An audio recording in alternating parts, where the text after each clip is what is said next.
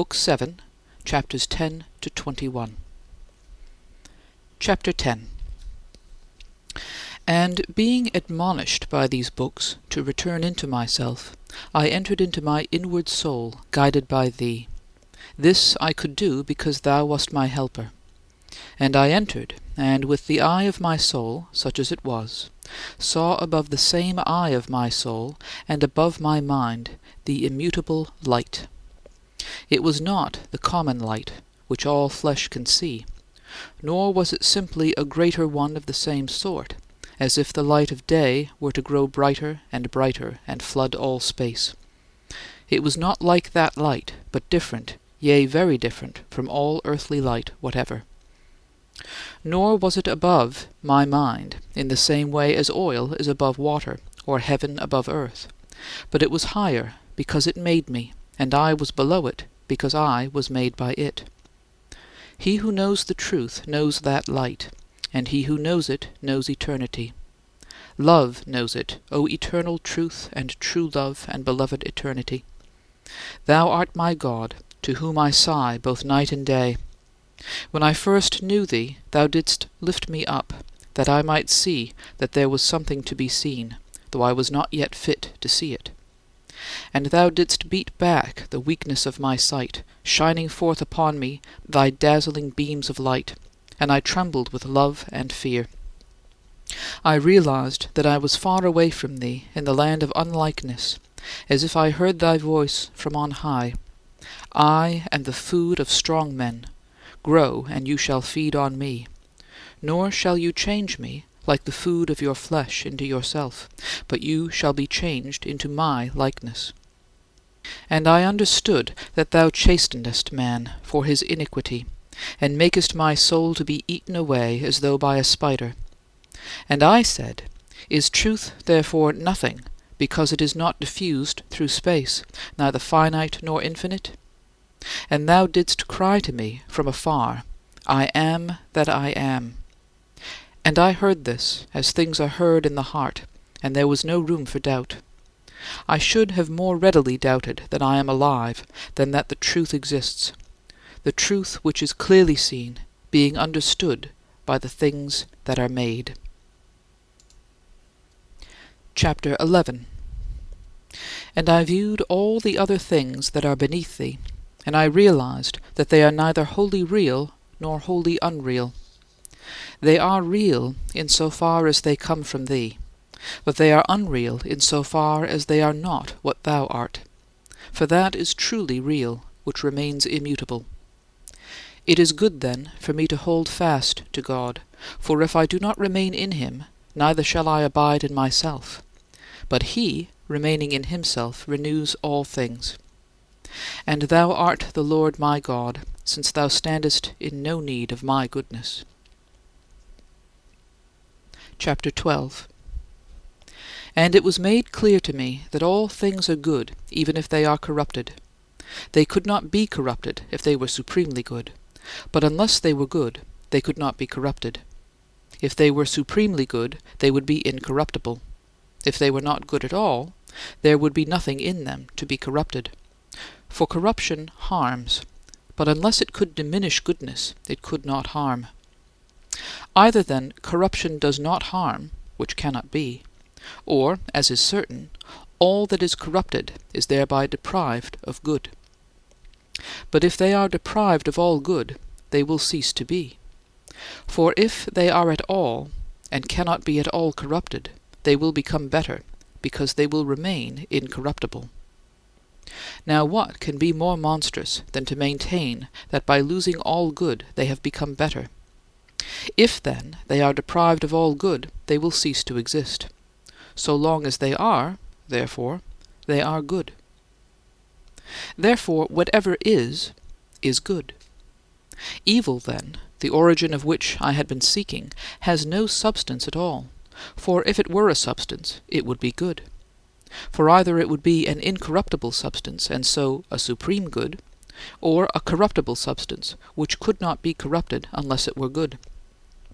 I understood, therefore, and it was made clear to me that thou madest all things good, nor is there any substance at all not made by thee.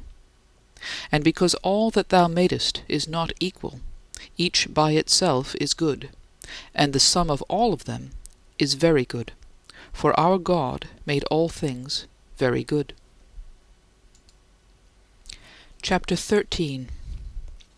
To thee there is no such thing as evil, and even in thy whole creation, taken as a whole, there is not, because there is nothing from beyond it that can burst in and destroy the order which thou hast appointed for it. But in the parts of creation, some things, because they do not harmonize with others, are considered evil. Yet those same things harmonize with others and are good, and in themselves are good. And all these things which do not harmonize with each other still harmonize with the inferior part of creation which we call the earth, having its own cloudy and windy sky of like nature with itself. Far be it from me then to say these things should not be. For if I could see nothing but these, I should indeed desire something better. But still I ought to praise thee, if only for these created things. For that thou art to be praised is shown from the fact that earth, dragons, and all deeps, fire and hail, snow and vapors, stormy winds fulfilling thy word, mountains and all hills, fruitful trees and all cedars, beasts and all cattle, creeping things and flying fowl, things of the earth and all people, princes and all judges of the earth, both young men and maidens, old men and children, praise thy name. But seeing also that in heaven all thy angels praise thee, O God, praise thee in the heights, and all thy hosts, sun and moon, all stars and light, the heavens of heavens, and the waters that are above the heavens, praise thy name. Seeing this, I say, I no longer desire a better world, because my thought ranged over all, and with a sounder judgment I reflected that the things above were better than those below, yet that all creation together was better than the higher things alone. Chapter 14. There is no health in those who find fault with any part of thy creation, as there was no health in me when I found fault with so many of thy works. And because my soul dared not to be displeased with my God, it would not allow that the things which displeased me were from thee. Hence it had wandered into the notion of two substances, and could find no rest, but talked foolishly. And turning from that error, it had then made for itself a God extended through infinite space, and it thought this was thou, and set it up in its heart, and it became once more the temple of its own idol, an abomination to thee. But thou didst soothe my brain, though I was unaware of it, and closed my eyes lest they should behold vanity. And thus I ceased from preoccupation with self by a little, and my madness was lulled to sleep. And I awoke in thee, and beheld thee as the infinite, but not in the way I had thought, and this vision was not derived from the flesh. Chapter 15. And I looked around at other things, and I saw that it was to thee that all of them owed their being, and that they were all finite in thee. Yet they are in thee not as in a space, but because thou holdest all things in the hand of thy truth, and because all things are true in so far as they are, and because falsehood is nothing except the existence in thought of what does not exist in fact. And I saw that all things harmonize, not only in their places, but also in their seasons. And I saw that thou, who alone art eternal, didst not begin to work after unnumbered periods of time, because all ages, both those which are past and those which shall pass, neither go nor come except through thy working and abiding. Chapter 16. And I saw and found it no marvel that bread, which is distasteful to an unhealthy palate, is pleasant to a healthy one, or that the light, which is painful to sore eyes, is a delight to sound ones.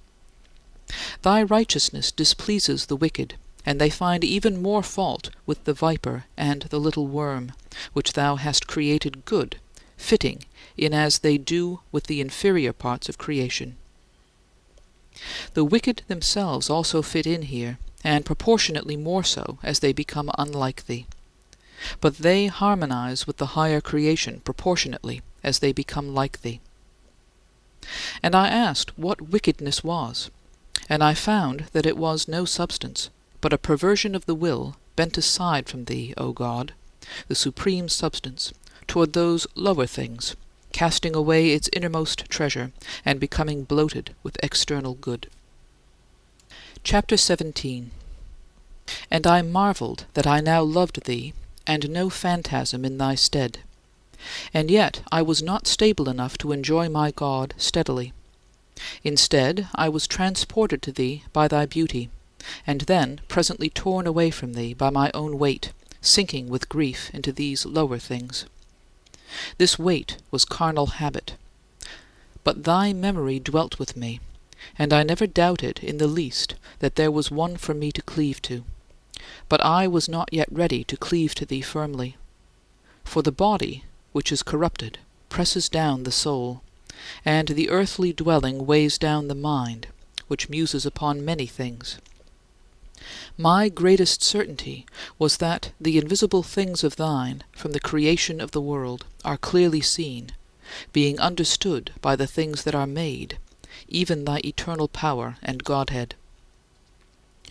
For when I inquired how it was that I could appreciate the beauty of bodies, both celestial and terrestrial, and what it was that supported me in making correct judgments about things mutable, and when I concluded, this ought to be thus, this ought not, then, when I inquired how it was that I could make such judgments, since I did in fact make them, I realized that I had found the unchangeable and true eternity of truth above my changeable mind.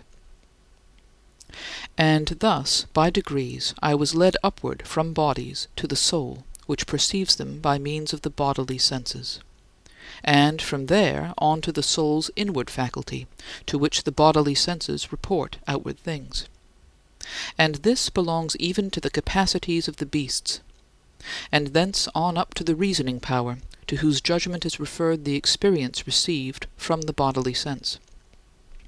And when this power of reason within me also found that it was changeable, it raised itself up to its own intellectual principle and withdrew its thoughts from experience, abstracting itself from the contradictory throng of phantasms, in order to seek for that light in which it was bathed.